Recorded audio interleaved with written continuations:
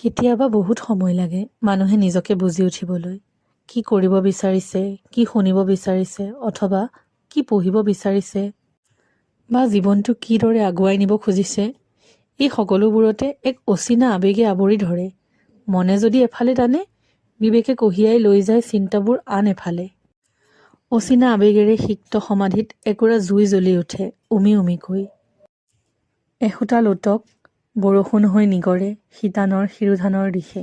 কোনেও কেতিয়াও নুবুজা আনকি নিজৰো একেবাৰেই অচিনা সেই ক্ৰন্দন। লাহে লাহে সময়বোৰ পাৰ হৈ যায়। বিষবোৰে হৃদয়ৰ কোনোবা এটি গহ্বৰ একেবাৰে নিজৰ কৰি কিনি পায়। তেতিয়া ক্ৰমাৎ অচিনা অজান হলাহলেৰে পৰিপুষ্ট আৱেগৰ অগাডেৱাবোৰ একেবাৰে নিজৰ হয় আৰু হৃদয়গহ্বৰৰ এটি নিভৃত কোণত আপোনভাৱে পৰি ৰয়। ক্ষণবোৰে বাগৰ সলায় আৰু বৰ্ষাসিক্ত শীতানৰ শিৰোধানতো শৰতৰ শেৱালি সৰে। কেতিয়াবা পুৱতি নিশা তলসৰা শুভ্ৰ শেৱালিৰ সুঘ্ৰাণত সাৰ পাই উঠে মানুহে। নিজৰেই বাউসীত নিজৰেই হাতটোৰে স্পৰ্শ কৰে আৰু অনুধাৱন কৰে কিমান দূৰ আগবাঢ়ি আহিল ভৰ নিদিয়াকৈ একোতে। বিষবোৰে আকৌ উমৰি কৰে, অস্তিত্বৰ যুঁজখনকেই প্ৰশ্ন কৰে, কিমান আৰু বাকী জীৱনক জয় কৰিবলৈ জীৱনে। আচলতে সেই অজান দেশৰ অচিনা আৱেগবোৰে বুজিয়েই নাপায় জীৱনত যে জয় পৰাজয় বুলিবলৈ একোৱেই নাই।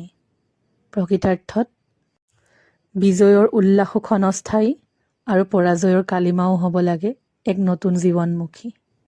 হেল্ল' এভৰিৱান, আই এম ভাইলনাম। মই আপোনালোক সকলোকে মোৰ নতুন এটি মিনি ব্লগলৈ স্বাগতম জনাইছোঁ। আশা কৰোঁ সকলো ভালে আছে, ময়ো ভালে আছোঁ।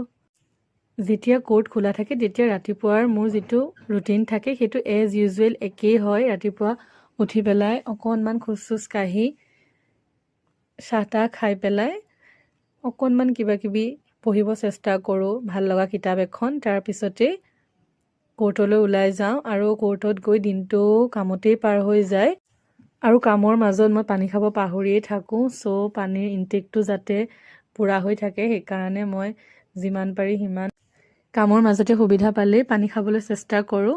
আৰু লাঞ্চত এয়া ৰুটি চব্জি খাইছিলোঁ এজ ইউজুৱেল। বাকী আপোনালোকৰ দিনবোৰ কেনেদৰে পাৰ হৈছে? সকলো নিশ্চয় ভালে আছে। আৰু ইভিনিং আহি পেলাই এটা এগ বইল আৰু অলপমান মেগী খালোঁ আৰু ভাল লগা ব্লগ এটা উলিয়াই ল'লোঁ ইউটিউবাৰ এগৰাকীৰ। চ' দিনটো এনেদৰেই পাৰ কৰিলোঁ আৰু আজিলৈ ইমানেই। Bye bye, will meet you soon. If you like this vlog please like, share and subscribe to my channel.